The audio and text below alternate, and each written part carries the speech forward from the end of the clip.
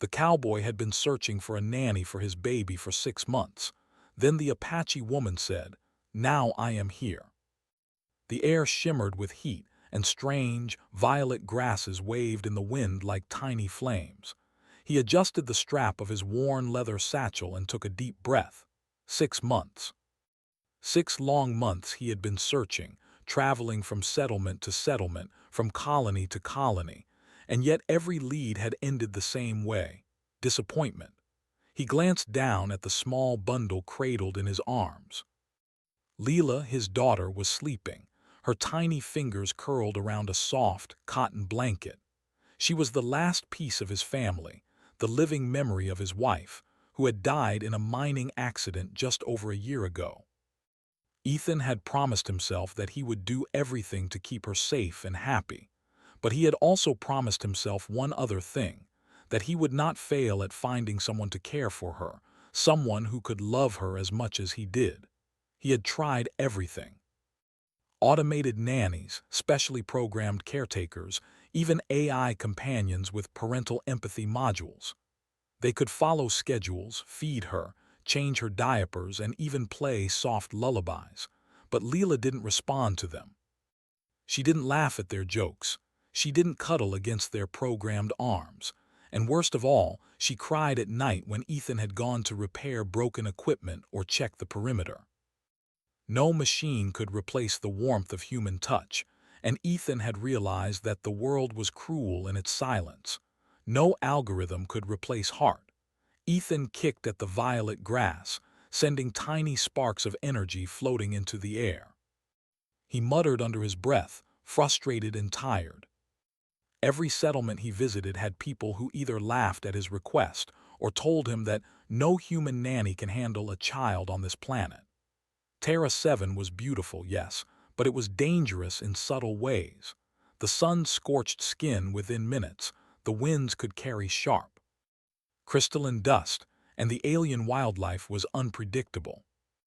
Even human resilience was tested here, and to think someone could care for a baby in these conditions seemed impossible. He walked slowly back to the small cabin he had built near the edge of the plains.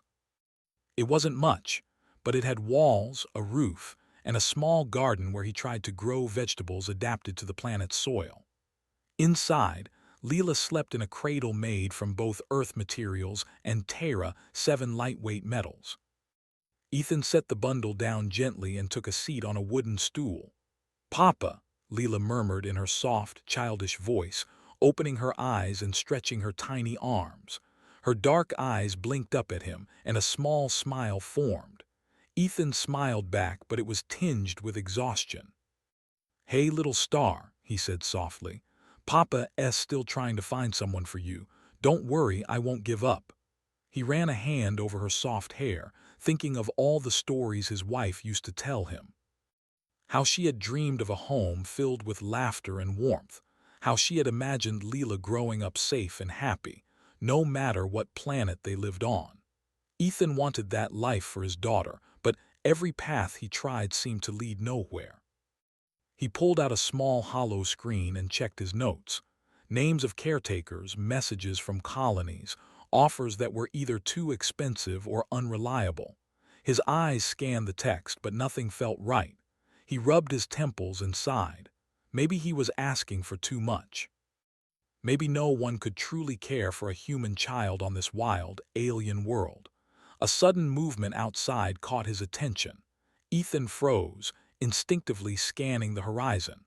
A small dust cloud appeared, carried by the wind from the northern plains. He squinted, trying to make sense of it. It wasn't any of the local wildlife, nothing that moved like that. Whoever, or whatever, was coming seemed human. The figure emerged slowly, a woman walking steadily across the plains. She was tall, with strong shoulders and an unhurried pace. Her dark hair was braided in a way Ethan recognized from old history records, Apache braids. She carried no visible weapons, only a small pack strapped to her back. Her eyes were calm but alert, scanning the horizon as if she had been traveling for a long time. Ethan instinctively stepped outside. Leela stirred in her cradle, sensing his tension. The woman paused at the edge of the yard, tilted her head slightly, and spoke in a voice that was calm, steady, and strangely certain. "Now I am here." Ethan blinked. For a moment he thought he had imagined it. "Excuse me?" he asked, his voice rough from days of talking to no one but hollow screens and machines. The woman smiled faintly. "I said now I am here, I can care for your child." Ethan's brow furrowed. "You can." His voice cracked slightly. "I've tried everything. Machines, caretakers, messages. No one lasts more than a week. Why would you be different?" The woman took a careful step forward, her boots making soft prints in the violet grass. "Because I am human, and because I understand what you need." Ethan didn't know what to say. He had heard claims like this before, but something about the way she said it, the calm confidence in her tone, the certainty in her eyes made him pause. He studied her carefully. She wasn't carrying advanced tools or gadgets. She didn't seem like someone trying to trick him. She just existed here on this planet in a way that felt grounded and real. "Okay," he said finally, trying to hide the sudden hope that welled up inside him. "Let's see what you can do." Her smile widened just slightly. "First, show me the child." Ethan carried Leela over, holding her gently. The baby looked up at the woman with curiosity, her small hands reaching toward the stranger. The woman knelt down slowly, letting Leela touch her fingers. The baby giggled softly, a sound that made Ethan's heart ache with both joy and relief. "You see," the woman said softly, "she knows, she feels it." Ethan felt a lump in his throat.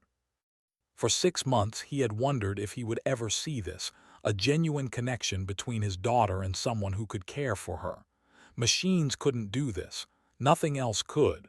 The woman introduced herself. "My name is Nakamis. I am trained in care, survival, and understanding children. I will help you if you allow me." Ethan nodded slowly, still holding Leela. I think we need that," he admitted, his voice low. "I don't know how you found me or why you came, but if you can stay, I'll be grateful." Nakamis stood, brushing a few strands of dust off her shoulders. "I can stay, I will stay, and together we will make sure she thrives." Ethan felt a warmth he hadn't felt in months. He looked down at Leela, who had already snuggled against Nakamis' arm, and realized that maybe, just maybe, the long search had ended. As the twin suns dipped further below the horizon, painting the plains in gold and violet, Ethan allowed himself a rare moment of hope. For the first time in months, he didn't feel alone. The search was over.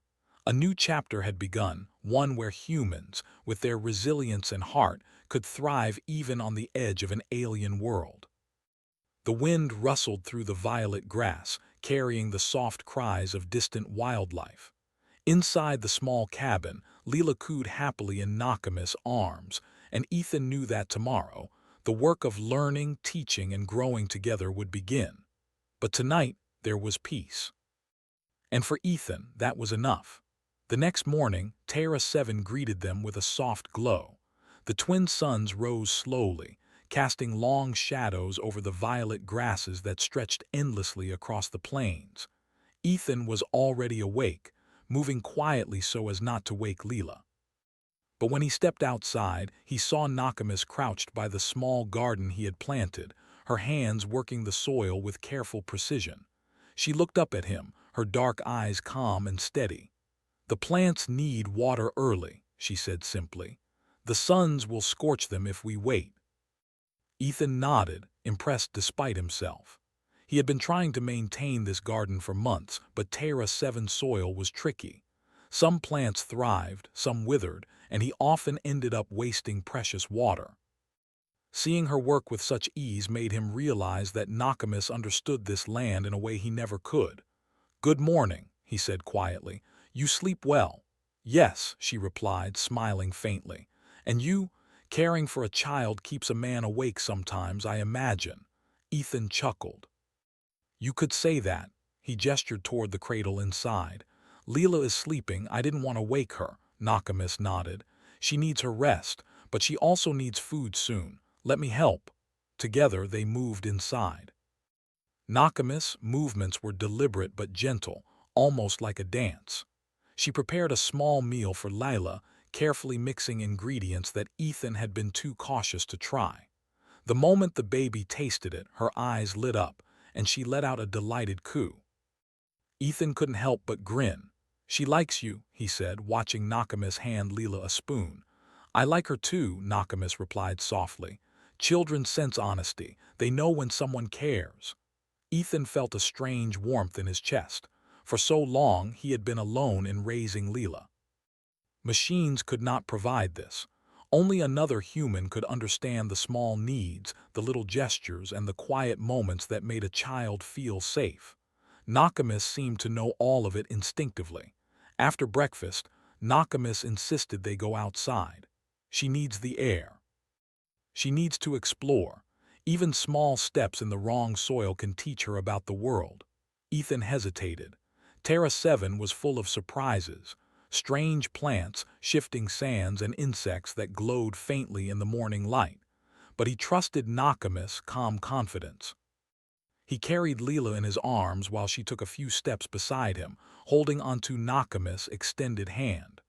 "Look at that plant," Nakamis said, pointing to a small bush with silvery leaves. "It bends toward the sun when thirsty. It's telling you it needs water." Humans can learn from observing this. Ethan knelt to examine it. Nakamis was right. He had always thought of plants as tools, something to survive on, but she made him see them as living creatures with signals, messages, and lessons. Over the next few hours, Nakamis showed Ethan and Leela simple but important things. She taught them how to find water in hidden pockets beneath the soil, how to recognize edible fruits without tasting dangerous ones, and how to move silently through the grasses without disturbing the local wildlife. Leela giggled as she mimicked Nakamis, picking up a small rock and pretending it was food. Ethan laughed, feeling a sense of relief he hadn't known in months. He had tried to teach her survival before, but he often became frustrated when she failed or got distracted. Nakamis approached every small mistake with patience, turning it into a playful lesson. By midday, Ethan realized he had not eaten. Nakamis had prepared simple food for herself and him, and she offered it with a quiet dignity. "Even caretakers must care for themselves," she said. "Otherwise, how can they care for others?" Ethan nodded, appreciating the wisdom in her words. He had been so focused on survival and finding someone to help Leela that he had neglected himself. Sharing a meal with Nakamis felt comforting. Human warmth, he realized, was more than physical. It was shared understanding, patience, and the feeling of being seen. After lunch, Nakamis introduced a new activity. She brought out a small, smooth piece of wood and some colored pigments. "We can make simple toys," she said. "Machines may play with children, but they cannot create joy like this." Ethan watched as Leela's eyes widened with fascination. Nakamis guided her little hands to smear the colors onto the wood, laughing softly with her. Ethan realized that this simple act, playing with creativity, was something machines could never replicate. Joy, imagination, and human touch were impossible to program. As the suns climbed higher, a gentle wind swept across the plains. Nakamis looked toward the horizon and then back at Ethan. "You have been searching for someone to care for her," she said quietly. "But what you needed was someone who understands both of you, and now I am here." Ethan swallowed hard. Her words echoed in his mind. He had been so focused on finding a nanny that he had forgotten what it truly meant, someone who could love, guide, and teach his daughter while respecting him as a parent. Nakamis was not just a helper. She was human, real, and that made all the difference. Over the next few days, their routine settled into something comfortable and natural. Nakamis woke with the suns, tending to the garden and Leela while Ethan checked the fences, repaired equipment, and managed the small herd of alien-adapted animals. She taught him how to read the weather patterns, notice small shifts in the terrain, and even anticipate when the alien creatures nearby might approach out of curiosity rather than danger. One afternoon, Ethan found himself laughing, a deep, honest laugh he had not felt in months. when Leela, following Nakamis' instructions, managed to gather a few small fruits without dropping them. Nakamis clapped softly, praising her, and Ethan realized he had never seen his daughter so confident. Machines could feed her, yes, but only humans could teach, guide, and inspire. At night, the three of them would sit outside the cabin. The twin suns had set, leaving a deep violet sky filled with sparkling stars. Ethan would rock Leela gently, while Nakamis told stories in a soft voice, weaving tales from Earth, Apache history, and the mysteries of Terra 7. Leela's eyes would grow wide with wonder, and Ethan felt a peace he had thought lost forever. One night, as the wind whispered through the grass, Ethan asked Nakamis, "How did you find me? Why did you come?" Nakamis smiled faintly. "I have traveled far. I have seen many children, many people struggling. When I felt your need, I came. Humans are strong, but they are not meant to struggle alone. Together, you and I, we can give her the life she deserves." Ethan nodded slowly. "You're right. I've been so focused on surviving I forgot to live, to teach her about the world, to share joy, to guide her. You're helping me see that." Nakamis placed a hand on his shoulder. "And she will learn more than survival from us. She will learn hope, trust, and creativity. That is the greatest gift humans can give." Ethan looked at Leela sleeping peacefully in her cradle, and a smile spread across his face. For the first time in 6 months, he felt that the search was truly over. The long, lonely days had led him here, to a human who could care, teach, and inspire. And as the night deepened, with stars twinkling above and the plains quiet except for the soft whispers of the wind, Ethan knew one thing clearly. Humans, with their resilience, warmth, and imagination, could thrive even on the edge of an alien world. The bond between father, daughter, and Nakamis was only beginning, but already it was strong enough to promise a future filled with hope, learning, and love. And for Ethan, that was more than enough. The morning air on Terra 7 was crisp, carrying the scent of violet grasses and distant rain from the mountains. Ethan rose before the suns, stretching his tired limbs, but he was no longer alone in this routine. Nakamis was already awake, tending to the garden with careful precision. Leela, bundled in a light cloak, sat nearby, examining a cluster of small, glowing fruits. "Good morning," Ethan said, stepping into the soft light. Nakamis glanced at him and smiled faintly. "Good morning, Ethan. Leela is eager to learn today," Ethan chuckled. "I don't know how she can have so much energy so early." "She is a human child," Nakamis said softly. "Curiosity is in her blood. She wants to see, touch, and understand the world. That is a gift." Leela toddled toward them, reaching for Ethan's hand. "Papa, teach me," she said, her small voice bright with excitement. Ethan looked at Nakamis, a mix of admiration and curiosity in his eyes. "Teach me too," he said jokingly. "I feel like I've forgotten most things about this planet." Nakamis laughed quietly, a sound as calm as a gentle stream. "Then we will all learn together. Humans thrive when they observe, adapt, and think. That is what makes us strong." She led them to a nearby field dotted with strange, crystalline flowers. "Today," she said, "you will learn to read the land. Every plant, every stone, every shadow tells a story." Ethan raised an eyebrow. "A story?" "Yes," Nakamis replied. "Look at that flower." She pointed to a tall, silvery blossom bending toward the morning sun. "See how it leans. It wants water. That is a sign. The land is alive and it communicates if you know how to listen." Leela crouched down, mimicking Nakamis. Ethan joined them, kneeling beside his daughter as she touched the delicate petals. He felt a sense of wonder he hadn't experienced in months. Machines could not teach him this. Only humans with patience and attention could help him see the subtle messages in the world around him. For hours, Nakamis taught them small lessons. How to find water hidden beneath the soil, how to identify plants that were safe to eat, and how to recognize tiny changes in the wind that hinted at approaching weather. She showed Ethan how to move silently, so as not to disturb the alien creatures grazing nearby. "You see," she said, pointing to a cluster of glowing insects, "they are curious but cautious. If you move carefully, they will not flee. If you rush, they scatter. Everything has balance. Humans can find it if they pay attention." Ethan watched as Leela extended a hand toward the insects, then pulled back quickly when they flickered away. "She's learning fast," he murmured.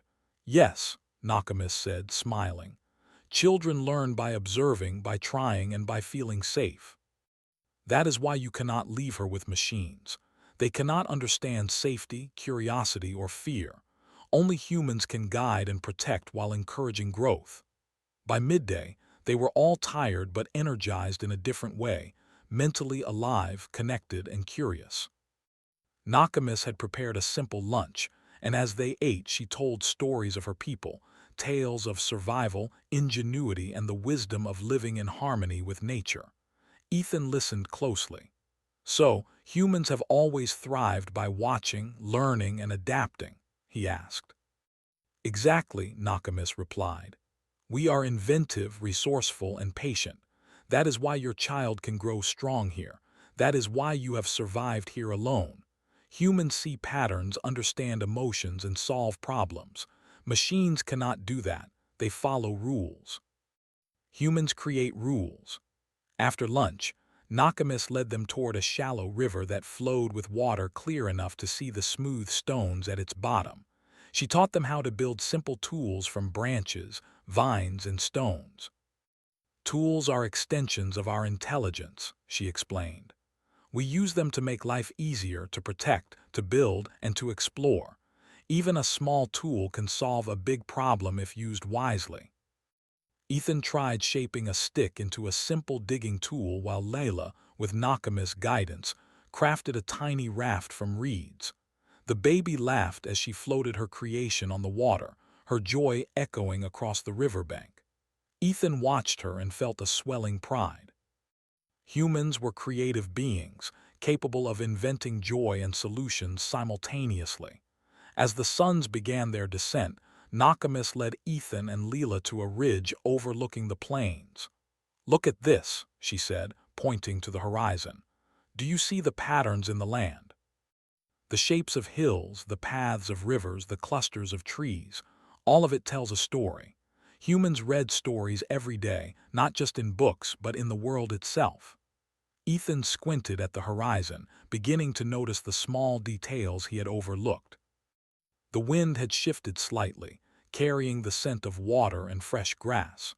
A small group of alien creatures grazed near a hill, and their shadows hinted at a movement pattern across the terrain. He realized that Nakamis was teaching him not just survival, but understanding. "Everything is connected," she said. "If you notice the little things, you can predict the big things. Humans have always done this. That is why we survive, even in unknown worlds." Leela clapped her hands. "I see patterns too, Papa," Ethan smiled, ruffling her hair. "You're right, little star. You're learning faster than me." That night, as the three of them sat by the cabin, Nakamis shared another lesson. She took a small stone from her pack and held it to the firelight. "Humans are problem solvers. Every challenge, no matter how small, can teach you something. Observe, think, and act. That is strength." Ethan listened, thinking about the months he had spent searching for someone to care for Leela. Every failed nanny, every broken machine, every lonely night had taught him patience, resilience, and hope. Now, with Nakamis, he saw that those lessons were not wasted. They had prepared him to appreciate the true gift of human companionship and understanding. Leela, sleepy but content, leaned against Nakamis' arm. "Tomorrow, teach me more," she whispered. "We will," Nakamis replied, her voice soft but firm. "Tomorrow and every day after, humans grow by learning. They grow by helping each other. That is what makes us strong." Ethan felt a deep gratitude. For months, he had worried that Leela would not have someone to guide her, someone who could teach her about both survival and joy. Now he realized that he had found more than a caretaker. He had found a teacher, a friend, and a guide. Nakamis brought not only knowledge but a living example of what humans could achieve when they observed, adapted, and cared for each other. Before sleep, Ethan took Leela in his arms and whispered softly, "You are going to learn so much, little star. And together, we will face this world with courage and heart." Nakamis watched them, her eyes reflecting the soft glow of the cabin's lantern. "Humans can thrive anywhere," she said quietly to herself. "Even on a planet that seems strange, even when they feel alone. When they work together, when they care, they flourish." Ethan, unaware of her quiet reflection, sat beside them, exhausted but hopeful. For the first time in months, he felt that his life, though far from easy, was full of potential. With Nakamis' guidance, Leela's curiosity, and his own love and patience, they could thrive on Terra 7. The alien world no longer seemed frightening. It seemed full of lessons, discoveries, and possibilities.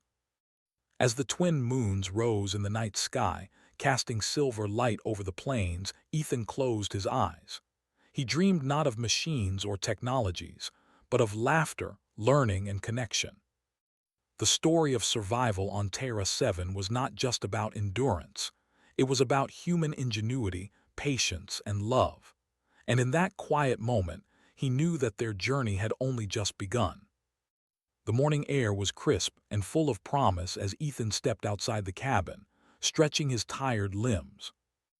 Nakamis was already tending the garden, her hands skillfully turning the soil, while Leela toddled nearby, carefully inspecting each plant as though they held secrets meant just for her. "Good morning," Ethan said, his voice tinged with exhaustion but also warmth. Nakamis looked up, her calm eyes meeting his. "Good morning, Ethan. Today will teach us more than the land itself," she said, a faint smile on her lips. Ethan frowned slightly. "What do you mean?" Nakamis pointed toward the horizon, where the plains shimmered under the twin suns. "Watch." At first, he didn't see anything unusual, but gradually a distant shimmer moved across the ground and a faint rumble reached his ears. Then it became clear. A wave of fast-moving water, colored a deep turquoise unlike any normal river, was rushing toward the plains. Ethan's heart skipped a beat. The small stream that fed the cabin and garden was swelling unnaturally fast. Something had caused it, perhaps a sudden glacier melt in the northern mountains, or an underground spring that had opened unexpectedly. "We need to move quickly," Nakamis said, her voice steady. "This water will reach the cabin in less than an hour." Ethan grabbed Leela, who clutched his neck tightly. "How did you know?" he asked, astonished. "Humans observe patterns," Nakamis said simply. "The clouds, the soil, the distant ridges, they all speak. You just need to listen." He nodded, trusting her instinct without hesitation. Together, they moved toward the small hill behind the cabin, the safest spot he had identified months ago. Nakamis carried a small pack with essential items, tools, food, and blankets, while Ethan kept Leela close. "Papa, what's happening?" Leela asked, her small voice trembling. "It's okay, little star," Ethan said softly. "We're going to be safe. Nakamis is helping us." The water arrived faster than they expected. It surged across the plains, spreading over the violet grasses and threatening to reach the cabin's foundations. But Nakamis remained calm. She began pointing to various points along the landscape. "We need to redirect the flow," she said. "Use what the land gives us. Stones, soil, plants, we can guide it away from the cabin." Ethan looked at her, unsure at first. "Redirect a flood? Can we really do that?" Nakamis smiled faintly. "Humans can solve problems. Think, act, and adapt. The flood is water, not a wall. It can be guided if we work together." They sprang into action. Ethan gathered large stones from the riverbed, while Nakamis and Leela worked on smaller rocks and dirt, building makeshift barriers. Leela's small hands moved dirt and stones with surprising determination, her laughter giving Ethan courage amidst the panic. "This way," Nakamis shouted, pointing to a low ditch they could use to channel the water safely away from the cabin. "Stack the stones higher here, dig a small trench there. The water will follow the path of least resistance." Ethan obeyed, marveling at her calm efficiency. He had always thought floods were unstoppable, but Nakamis showed him that even overwhelming forces could be managed with creativity, planning, and teamwork. Minutes passed, and the water surged closer. Ethan and Nakamis worked side by side, their actions synchronized. Nakamis directed, Ethan executed, and Leela contributed in her small but determined way. Slowly, the water began to change direction, following the trenches and stone barriers they had created. Ethan felt a rush of pride. "It's working," he shouted, almost in disbelief. Nakamis nodded, never losing her composure. "Of course it is. Humans can adapt. Humans can create solutions where none seem possible. Watch, learn, and act. That is how we survive." By the time the flood reached its peak, the cabin stood dry. The water had been guided around it, spilling harmlessly into the plains beyond. Ethan sank to his knees, exhausted but relieved. Leela clung to his chest, her small face glowing with excitement. "We did it," she exclaimed, laughing. "We saved the house." Ethan laughed too, a deep, heartfelt sound. "We did it together, little star. We did it together." Nakamis knelt beside them, her eyes soft but shining with pride. "This is human ingenuity," she said quietly. "We observe, we plan, we act. We work together, and even forces that seem unstoppable can be guided. Leela will learn this one day, and she will thrive because humans are capable of more than machines, more than tools, more than fear alone." As the suns began to lower, casting long shadows over the plains, Ethan realized something profound. The flood had been frightening, but it had also revealed the strength of their small family. Together, they were capable of overcoming challenges that once seemed impossible. The land was not an enemy, it was a teacher, and humans were students who could learn, adapt, and flourish. That evening, as they sat on the hill overlooking the plains, Ethan handed Leela a small stone. "Do you see this, little star?" he asked. "We use stones like this to save our home today. Humans can do amazing things when we work together." Leela held it tightly, her eyes wide with wonder. "I want to help more," she said. "You will," Nakamis replied, smiling. "You will learn to see patterns, solve problems, and create solutions. That is what humans do." Ethan leaned back, watching the twin moons rise over the horizon.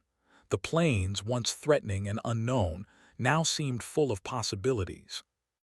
He realized that Terra 7 had not defeated him, it had tested him. And humans, with their patience, ingenuity, and courage, had passed the test. "Thank you," Ethan said quietly to Nakamis.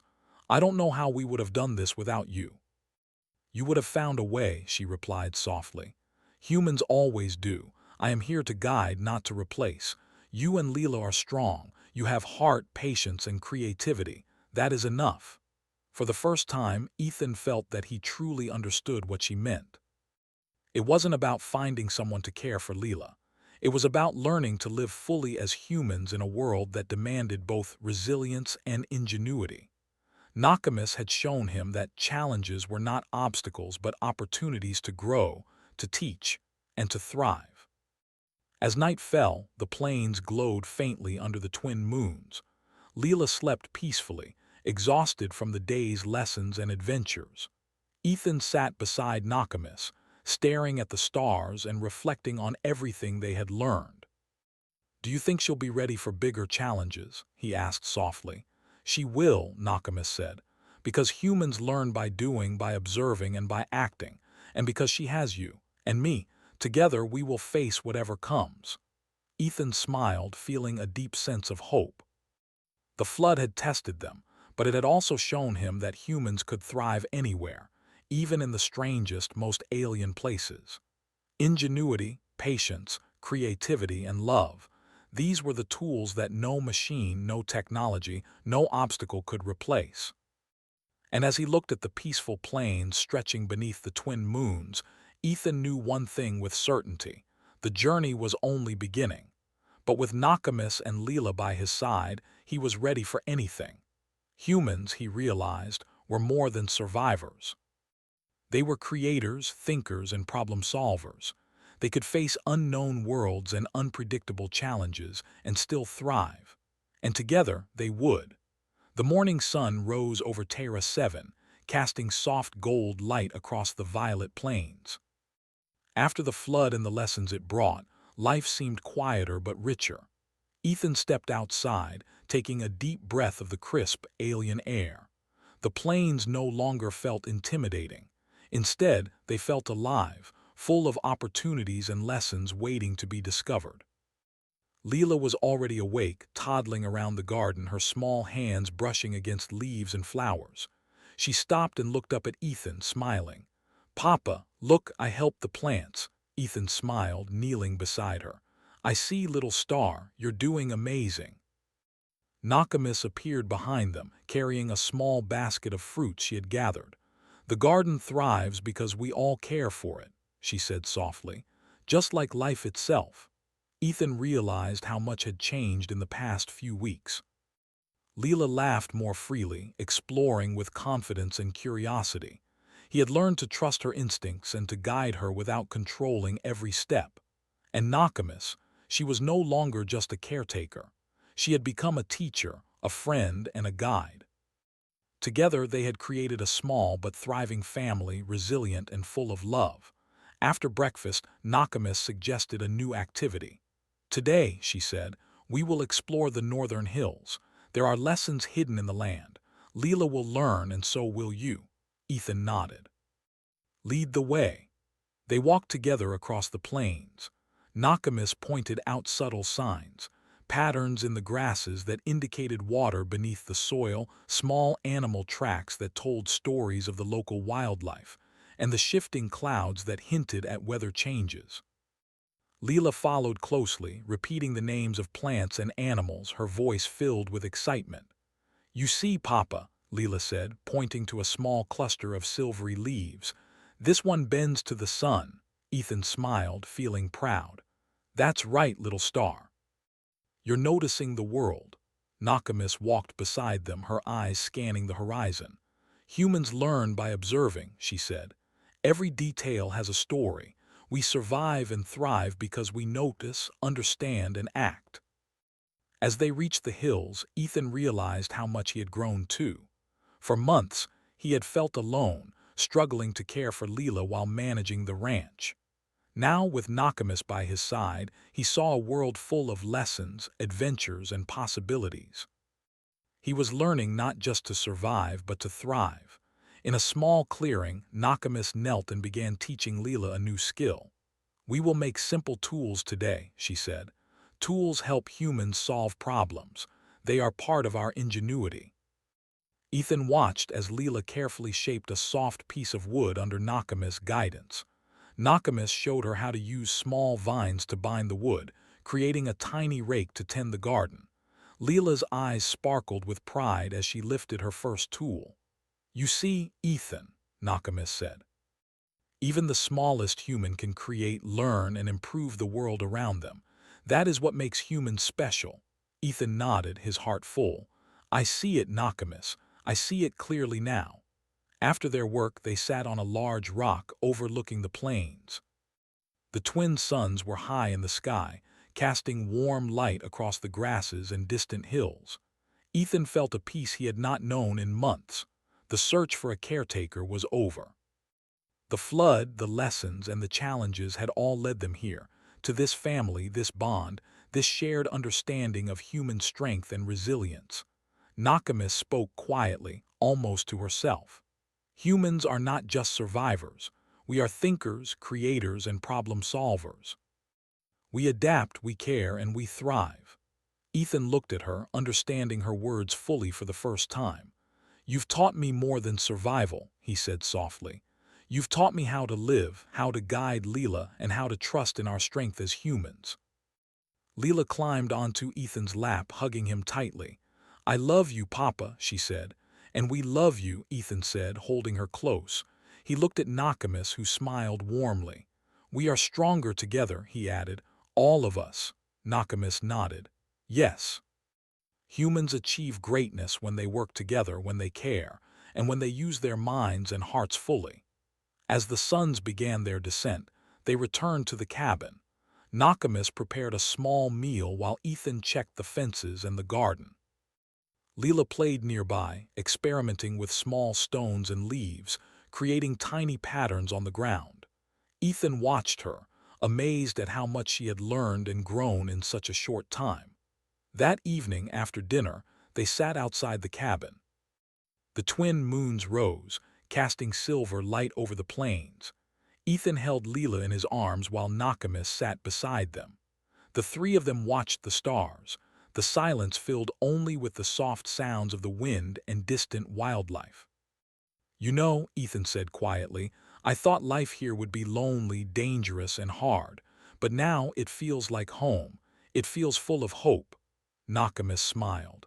"That is the power of humans. We take challenges and turn them into lessons. We take loneliness and turn it into connection. We take unknown worlds and make them thrive." Leela yawned, her small eyes closing. "Tomorrow more lessons," she whispered. "Yes, little star," Nakamis replied. "Tomorrow and every day after, you will learn, grow, and thrive. And we will be here with you." Ethan felt a deep gratitude. The search for a caretaker had led him to something greater, a human connection, a teacher, a guide, and a family built on trust, care, and ingenuity. Nakamis had shown him that humans were capable of thriving anywhere, not just surviving, but living fully, creatively, and bravely. The night deepened, and Ethan placed Layla in her cradle. Nakamis stayed nearby, reading quietly, while Ethan walked to the edge of the cabin and looked out over the plains. The floods, the lessons, the challenges, they had all shaped them, strengthened them, and brought them closer together.